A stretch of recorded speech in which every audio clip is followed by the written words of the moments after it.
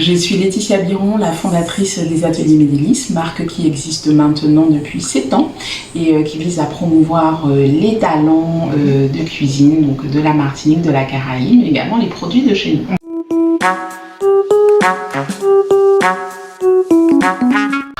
Plein de choses, mais toujours des choses gourmandes, parce que bon, c'est vraiment l'essence des ateliers Médélis.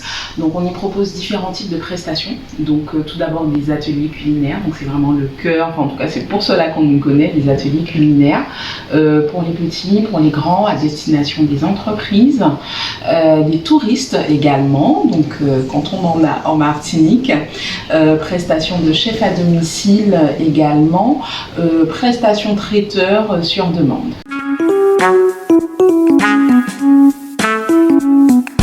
Mon parcours a été effectivement un peu, n'a pas directement mené à la cuisine. Donc avant tout, je suis diplômée d'un master management des industries touristiques et hôtelières.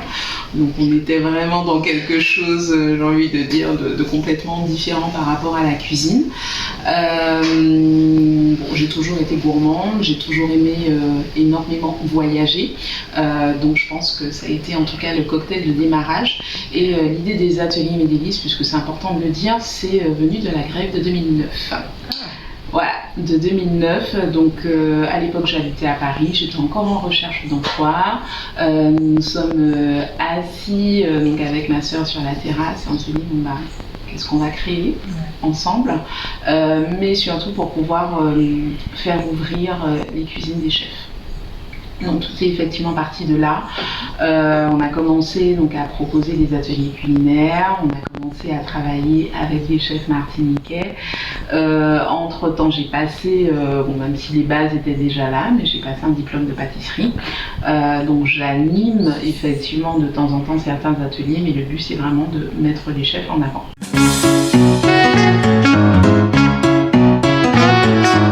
Il y a eu la partie avant Covid, on va pas se mentir, il y a eu la partie après Covid. Donc avant Covid, donc, il y a tout un travail qui a été fait en amont avec le comité martiniquais du tourisme, notamment les bureaux de New York, puisque la décision stratégique a d'abord été de présenter l'entreprise à New York avant de commencer à travailler en Martinique.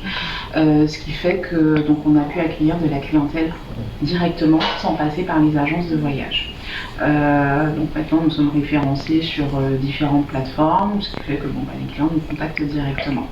Donc il y a énormément de travail de promotion, donc à travers les médias, donc que ce soit radio ou télévisé, parfois avec des agences de communication, avec le comité du tourisme, comité martiniquais du tourisme. Après Covid, la stratégie a été différente. On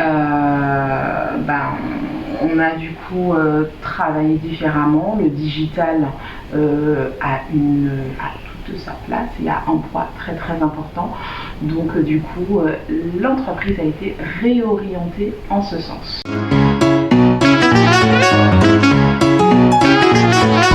Il a fallu se réinventer. De toute façon, je n'avais pas le choix que de repenser le modèle économique différemment, sinon je mettais la clé sous la porte. Donc il y a eu des opportunités qui se sont présentées, notamment avec l'IMS Esport Bocaille. J'étais l'une des coachs, donc j'avais le pôle cuisine en charge. Et le jeudi et le dimanche, on se retrouvait donc, avec des participants de la Martinique, de la Guadeloupe, de la Réunion, de la France, de Dubaï et d'ailleurs. Donc j'ai pu justement leur insuffler ça et leur montrer que ok, on vit quand même dans un contexte assez particulier, mais on va réussir à cuisiner tous ensemble. On va réussir à passer des moments conviviaux, on va travailler certaines techniques et les participants ont pu voir par eux-mêmes que sur des recettes très techniques comme normalement la pâte à choux ou les macarons, on peut le faire à distance sans problème. Donc ça a été un challenge.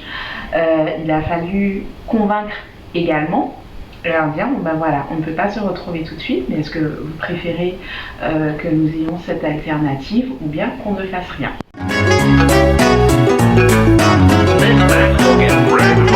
L'entreprise s'appelle Spice It Up, mais la marque s'appelle les ateliers Médélis. Et je me rappelle que nous étions donc sur un salon au tout début.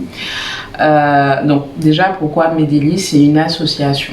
On a fait un brainstorming, mais METS, délices, et mais MES, délices, enfin voilà, on s'est assises et on a trouvé ça.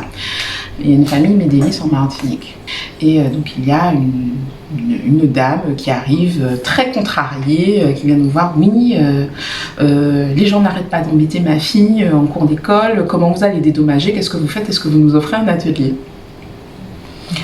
Je suis restée un peu stoïque et je me suis dit, mais enfin, je dis à la dame que bah, je suis navrée, mais non, il n'y aura pas de gratuité des ateliers Médélis pour pouvoir la dédommager. Et puis je me suis dit en même temps, tant mieux si on parle dans les cours de récré, le job est fait.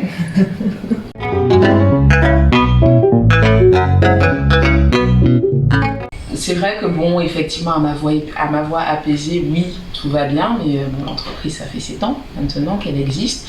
Il y a eu des écueils, il y a eu des choix difficiles, il y a eu des déconvenus, mais j'en suis arrivée effectivement à cette sérénité. Donc moi, je souhaite effectivement aux entrepreneurs, aux futurs entrepreneurs de se lancer, et en prenant bien évidemment le temps de bien maturer leur projet. Il y a énormément de structures qui existent maintenant pour pouvoir bien se faire accompagner, donc ça permet de ne pas être dans un cadre d'isolement de l'entrepreneuriat, ce qui pouvait exister il y a 7-10 ans. Donc il ne faut pas hésiter à se lancer, mais simplement prenez le temps de bien réfléchir à votre projet, de bien tout asseoir. Il ne faut pas forcément 10 000, 15 000 euros pour démarrer, après tout dépend effectivement du projet, mais avec une bonne dose de motivation, un très bon entourage, je pense qu'on peut se lancer. Après, attention, je n'ai pas non plus dit que tout le monde peut être entrepreneur. On ne va pas se mentir. Certains profils sont faits pour être salariés, d'autres sont faits pour être entrepreneurs.